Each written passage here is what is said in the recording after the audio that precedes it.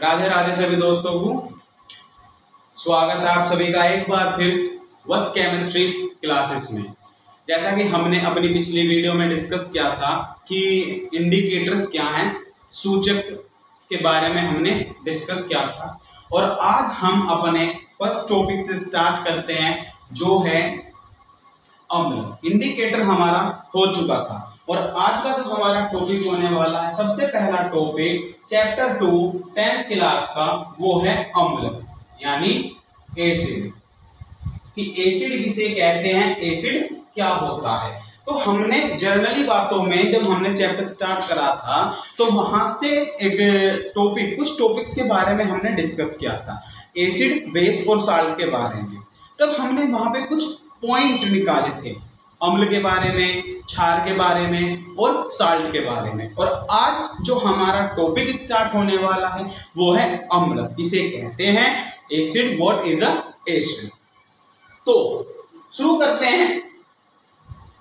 अम्ल वे पदार्थ होते हैं, अम्ल वे पदार्थ होते हैं जो, अम्ल क्या होते हैं? अम्ल वे पदार्थ होते हैं जो स्वाद में खट्टे होते हैं, जिनका टेस्ट खट्टा होता है, जो पानी के साथ यानी कि वाटर के साथ अभिक्रिया करने पर हाइड्रोजन आयन लेते हैं। H2O के साथ क्रिया करके, H2O के साथ क्रिया करके हाइड्रोजन आयन देते हैं, हाइड्रोजन आयन देते हैं। और तीसरा जो था वो था नीले लिटमस पेपर को, नीले लिटमस पेपर को लाल कर देते हैं। क्या कर देते हैं? लाल कर देते हैं। तो एसिड क्या है? वे पदार्थ होते हैं अम्ल जो स्वाद में खट्टे होते हैं, H2O के साथ अभिक्रिया करके हाइड्रोजन आयन देते हैं और नीले लिटमस पेपर को लाल कर देते हैं, अम्ल कहलाते हैं।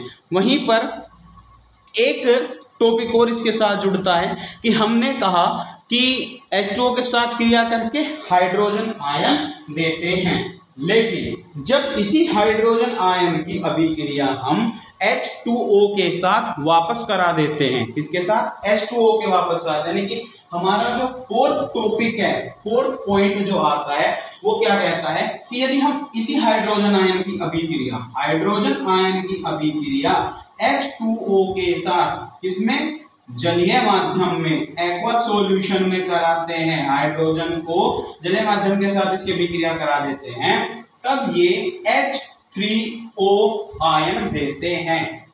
देखिए, जब हाइड्रोजन वाटर के साथ अभिक्रिया करेगा तब ये H3O आयन देते हैं। H3O आयन मतलब पॉजिटिव चार्ज, जिसका नाम होता है हाइड्रोजीनियम आयन, हाइड्रोजीनियम आयन, इसको कहते हैं हाइड्रोजीनियम आयन। अब हम इसको हाइड्रोजीनियम आयन के नाम से भी जानते हैं अम्ल को, और दूसरा नाम है इसका हाइड्रोजन आयन। तो ये डेफिनेशन थी अम्ल की। क्या थी? कि स्वाद में खट्टे होते हैं, हाइड्रोजन आयन देते हैं, ब्लू लिटमस पेपर को रेड कर देते हैं और एक्वास सॉल्यूशन में अभिक्रिया कराने पर हाइड्रोजीनियम आयन यानी कि H3O आयन देते हैं। आप लोग इसे नोट कर सकते हैं। ये हमारा पहला टॉपिक था आज का। अब हम बात करने वाले हैं इसके सेकंड टॉपिक पर, सेकंड पॉइंट पर। और सेकंड पॉइंट हमारा क्या है कि टॉपिक नंबर 2, अम्ल कितने प्रकार के होते हैं, एसिड जो हैं वो कितने प्रकार के होते हैं, कितने टाइप्स को, उनको कितने टुकड़ों में बांटा गया है। देखिए, अम्ल जो है ना, एसिड 2 प्रकार के होते हैं। एसिड 2 प्रकार के होते हैं, जनरली कंसंट्रेट और डाइल्यूटिव होते हैं। लेकिन अब समस्या ये है कि एसिड कितने प्रकार से मिलता है और कहां से प्राप्त किया जाता है। देखिए, एसिड जो है ना 2 प्रकार से प्राप्त किया जाता है। होते तो 2 प्रकार के ही हैं, लेकिन एसिड जो है, अम्ल जो है, अम्ल 2 प्रकार से प्राप्त होता है, अम्ल है जो हमें दो प्रकार से प्राप्त होता है। अब दो प्रकार कौन कौन से आते हैं उसमें, एक आता है नंबर 1 पर ऑर्गेनिक एसिड, ऑर्गेनिक एसिड, और दूसरा आता है हमारा इनऑर्गेनिक एसिड। एक होता है ऑर्गेनिक एसिड और एक होता है इनऑर्गेनिक एसिड। अर्थात कहने का तात्पर्य, एक होते हैं कार्बनिक अम्ल, कार्बनिक अम्ल, और एक होते हैं अकार्बनिक अम्ल, एक कार्बनिक अम्ल और एक होते हैं अकार्बनिक अम्ल। हमें जो एसिड अलग अलग प्रकार के जो प्राप्त होते हैं उन्हें हम ऑर्गेनिक एसिड और इनऑर्गेनिक एसिड के नाम से जानते हैं। अब ये इनऑर्गेनिक एसिड और ऑर्गेनिक एसिड होते क्या हैं, हम उसी के बारे में अब पॉइंट टू पॉइंट डिस्कस करेंगे। अब तक आई होप कि आप लोगों को ये चीजें समझ में आ गई होगी। आप लोग इसका स्क्रीनशॉट ले सकते हैं, इसको नोट कर सकते हैं। हम डिस्कस करने वाले हैं अपना पहला टॉपिक कि ऑर्गेनिक एसिड या कार्बनिक अम्ल होते क्या हैं और ये हमें कहां से प्राप्त होते हैं। तो शुरू करते हैं अपना नेक्स्ट टॉपिक, नेक्स्ट पॉइंट। हमने इसको रफ कर देते हैं, कर दिया है। तो पहला, आखिर ऑर्गेनिक एसिड होते क्या हैं, जिसे हम कहते हैं कार्बनिक अम्ल। अब जो है ना, कार्बनिक अम्ल कहां से प्राप्त होते हैं? देखिए, कार्बनिक अम्ल जनरली हमें पेड़ पौधे और जीव जंतुओं से ही प्राप्त होते हैं। अर्थात वे अम्ल जो हमें, वे अम्ल जो पेड़ पौधे जीव जंतु living organism and natural sources से जो प्राप्त होते हैं, जीव जंतु से प्राप्त होते हैं,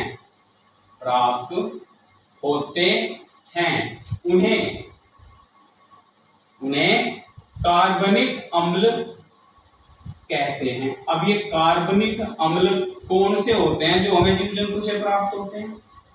कार्बनिक अम्ल हमने नाम दे दिया कि भाई पेड़ पौधे से प्राप्त होते हैं, जीव जंतु से प्राप्त होते हैं, लेकिन अभी होते कौन से हैं ये भी तो एक समस्या है कि हमने नाम तो ले देंगे ऑर्गेनिक है, लेकिन कैसे पता करें कि ये ऑर्गेनिक है? तो देखिए, पता करने के लिए इसमें सबसे पहला जो एग्जाम्पल है हमारा वो है विनेगर। क्या है? विनेगर। विनेगर को कहते हैं सिरका। अब ये सिरका कहां से प्राप्त होता है? ये सिरका हमें एक गन्ने के पौधे से प्राप्त होता है। जनरली गांव में तैयार करते हैं, सिरका तैयार किया जाता है और सिरका चाउमीन में भी डाला जाता है। लेकिन बात है उसको प्राप्त करने की। जो विनेगर है हमारा, जिसको हम एसिटिक एसिड बोलते हैं, ये हमें मिलता है एक गन्ने के पौधे से। कैसे? गन्ने के पौधे को से रस निकालकर उसको कुछ समय के लिए रख दिया जाता है ताकि सिरका उससे निकल सके, ताकि उससे सिरका प्राप्त हो सके। तो ये कहां से आता है? ये आता है गन्ने के एक पौधे से, गन्ने के पौधे से। दूसरा है हमारा जो एग्जाम्पल है, पहला तो हमारा सिरका है ही, दूसरा जो इसका उदाहरण है वो है लैक्टिक एसिड। लैक्टिक एसिड जो दही में पाया जाता है, लैक्टिक एसिड यानी कि दही का नाम लूंगा मैं। ये कहां से आती है? जंतु से आती है। दूध से दही बनेगा। दूध को हम जब जमा देते हैं एक रात के लिए, तब वो दही कन्वर्ट हो जाती है और उस दही में होता है लैक्टिक एसिड। लैक्टिक एसिड ये कहां से आता है? ये जंतु से आता है। जंतु गाय है जो दूध देती है, वहां से ये लैक्टिक एसिड मिलेगा। जंतु से दूध होगा, जंतु से क्या होगा? दूध होगा। अब दूध से क्या होगा? दही होगा। और दही में क्या होता है? Lactic acid. गन्ने के पौधे से रस निकलता है, रस, उस रस को कुछ टाइम के लिए रख दिया जाता है, उसका क्या तैयार किया जाता है? सिरका। और सिरका को क्या कहते हैं? Acetic acid. तो वे अम्ल जो हमें पेड़ पौधे या जीव जंतु से प्राप्त होते हैं, उन्हें क्या कहते हैं? उन्हें ऑर्गेनिक या कार्बनिक अम्ल कहते हैं। बहुत से एग्जाम्पल हैं जो हमें फलों में भी पाया जाता है। फलों के अंदर हमारा सिट्रिक एसिड होता है, जो खट्टे फल होते हैं, आम, संतरा, संतरे में पाया जाता है जो खट्टे होते हैं। अब बात करते हैं हम अपने दूसरे टॉपिक के बारे में जिसका नाम है इनऑर्गेनिक एसिड। तो अब इनऑर्गेनिक एसिड क्या होते हैं, हम इनऑर्गेनिक एसिड की हम बात करें अर्थात जिसे अकार्बनिक अम्ल कहते हैं। इनऑर्गेनिक एसिड अकार्बनिक अम्ल। अब अकार्बनिक अम्ल क्या होता है, देखिए अकार्बनिक अम्ल वे जो हमें खनिजों से प्राप्त होंगे, जो खनिजों से प्राप्त होंगे वे हमारे अकार्बनिक अम्ल कहलाते हैं। लिखेंगे वे अम्ल जो खनिजों से प्राप्त होते हैं। अब खनिज कहां से प्राप्त होते हैं, पृथ्वी से। पृथ्वी पर वे अम्ल जो खनिजों से प्राप्त होते हैं अकार्बनिक अम्ल कहलाते हैं। अकार्बनिक अम्ल कहलाते हैं। अभी अकार्बनिक अम्ल क्या होते हैं, अकार्बनिक अम्ल के अंदर आते हैं हमारा हाइड्रोक्लोरिक एसिड, सल्फ्यूरिक एसिड और नाइट्रिक एसिड, HCl, H2SO4 और HNO3। ये सभी के सभी कहलाते हैं हमारे इनऑर्गेनिक एसिड और इनका यूज लैब के अंदर एक्सपेरिमेंट के दौरान किया जाता है। लैब के अंदर लेबोरेटरी में इनका भी यूज किया जाता है और इनका भी यूज होता है। तो हमने डिस्कस करा था अम्ल से कि अम्ल क्या होते हैं, फिर हमने डिस्कस करा अम्ल कहां से प्राप्त किए जाते हैं, अम्ल को कहां से प्राप्त किया जाता है और अम्ल कितने प्रकार के होते हैं, यानी कि एसिड कितने टाइप्स के होते हैं, उन्हें हम ऑर्गेनिक एसिड और इनऑर्गेनिक एसिड के प्रकार होते हैं और इनऑर्गेनिक और ऑर्गेनिक को कहां से प्राप्त किया जाता है, अब हमने ये डिस्कस कर लिया है। तो अब हम चलते हैं अपने एक तीसरे पॉइंट पर। आई होप कि आप लोगों को ये चीजें समझ में आई होगी। आप इसको नोट कर सकते हैं, स्क्रीनशॉट ले सकते हैं, जो आपकी मर्जी है वो आप कर सकते हैं। अब हम चलते हैं अपने तीसरे टॉपिक के तरफ कि एसिड जो है एबिलिटी के अनुसार, इनकी योग्यता के अनुसार वो कितने प्रकार के हो।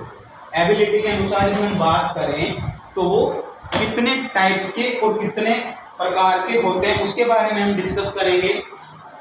आई होप कि आप लोगों ने नोट कर लिया होगा। एबिलिटी यानी कि योग्यता। अगर हम अम्ल की योग्यता को देखें, एबिलिटी की यदि मैं बात करूं, एबिलिटी अर्थात योग्यता, योग्यता के अनुसार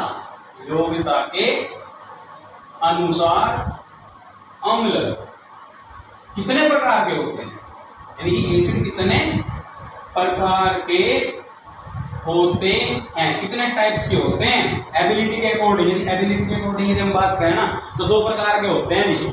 एबिलिटी के अनुसार अम्ल जो हैं वो दो प्रकार के होते हैं। कौन कौन से, ध्यान से सुनिएगा, नोट कर लीजिएगा। नंबर 1 एक होता है स्ट्रॉन्ग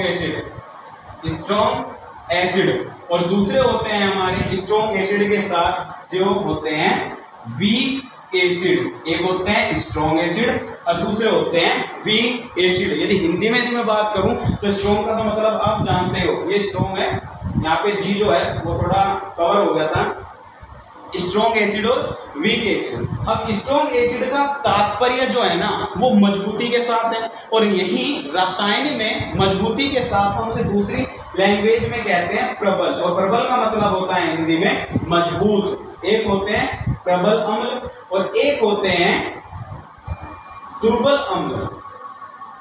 एक प्रबल अम्ल और एक होते हैं दुर्बल अम्ल। इनकी भी कहानी बड़ी अजीब है। हम एसिड तो पढ़ रहे हैं लेकिन एसिड की स्टोरी में से अलग अलग प्रकार के टॉपिक बाहर आ रहे हैं। जैसा कि दो प्रकार के होना, स्ट्रॉन्ग एसिड और दूसरा वीक एसिड। अब स्ट्रॉन्ग एसिड क्या होते हैं और वीक एसिड क्या होते हैं। देखिए स्ट्रॉन्ग एसिड क्या होते हैं, जो पानी के अंदर यानी कि एक्वा सॉल्यूशन में बहुत ही कम मात्रा में डिसॉल्व होते हैं, बहुत ही कम मात्रा में डिसॉल्व होते हैं, जो कंप्लीटली डिसॉल्व होते हैं वो हमारे स्ट्रॉन्ग एसिड कहलाते हैं। जो जलीय माध्यम में पूर्ण रूप से डिसोल्व हो जाए, घुल जाए, वो हाइड्रोजन आयन जो देते हैं वो स्ट्रॉन्ग एसिड कहलाते हैं।